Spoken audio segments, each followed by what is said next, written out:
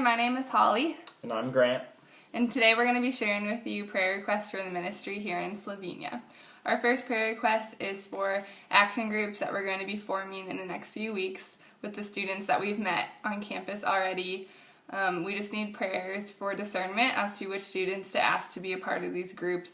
And we also are praying that they would be able to be a part of these groups and that they would also be excited to grow in their relationship with the Lord and also in community with other students.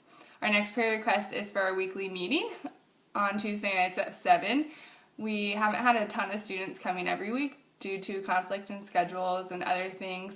So we're just praying that students would be more free and that they would make it more of a priority. As well as that they would be excited about what we're talking about at our weekly meeting and excited to bring other people who are also seeking spiritual things.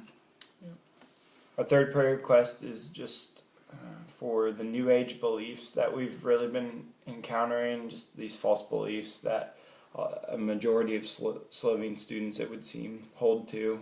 Even this week, had a guy tell me he's perfect, that everyone's perfect, and that even our friend Hitler was perfect. So interesting beliefs, obviously false. Just be praying that God would be working and revealing truth and the one true God to these students. And finally, please be praying for more student leaders. We have been meeting with a lot of students that are spiritually interested and even meeting some believers, but we still do not have a strong core of student leaders, and we're really praying that God would increase that number so we could transform this campus more and more for the glory of Jesus.